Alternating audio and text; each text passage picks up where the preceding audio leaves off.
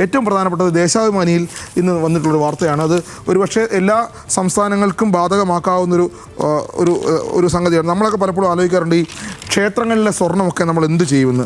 നമ്മുടെ ഗുരുവായൂരും ശബരിമലയിലും ഒക്കെ ധാരാളം സ്വർണ്ണമുണ്ടെന്ന് നമുക്കറിയാം. അതിന് ഒരു ഉദാഹരണം തമിഴ്നാട് സർക്കാർ നൽകിയ ചെയ്ത കാര്യമാണ് ദേശാഭിമാനി 7-ാം പേജിൽ വളരെ വിശദമായി നൽകിയിട്ടുള്ളത്. ആ വാർത്ത ഇങ്ങനെയാണ് ദേശാഭിമാനിയുടെ: ക്ഷേത്രങ്ങളിലെ 1000 കിലോ സ്വർണം ഉരുക്കി ബാങ്കിൽ നിക്ഷേപിച്ച് തമിഴ്നാട് സർക്കാർ. അതൊരു 1000 കിലോ സ്വർണം ചെറിയ കളിയല്ല. ആ 1000 കിലോ സ്വർണം ഉരുക്കി ബാങ്കിൽ നിക്ഷേപിച്ചിട്ടുണ്ട്. വാർഷിക പലിശയായി ഏതാണ്ട് 1781 കോടി രൂപ തമിഴ്നാട് സർക്കാരിന് ലഭിക്കും. അത് എല്ലാ ഈ സ്വർണ്ണമൊക്കെ ഉരുക്കി 24 കാരറ്റ് സ്വർണ്ണക്കട്ടികളായി സ്റ്റേറ്റ് ബാങ്ക് ഓഫ് ഇന്ത്യയുടെ സ്വർണ്ണ നിക്ഷേപ പദ്ധതിയിലാണ് നിക്ഷേപിച്ചിട്ടുള്ളത്. സ്വർണ്ണ നിക്ഷേപ പദ്ധതിയിലാണ്. ഒരുപക്ഷെ കേരള സർക്കാരിനും ദേശാഭിമാനി തന്നെ വാർത്ത നൽകിയിട്ടുള്ളതുകൊണ്ട് സർക്കാരിന് മാതൃകയാക്കാവുന്ന സംഗതിയാണെന്നാണ് മനസ്സിലാക്കാവുന്നത്.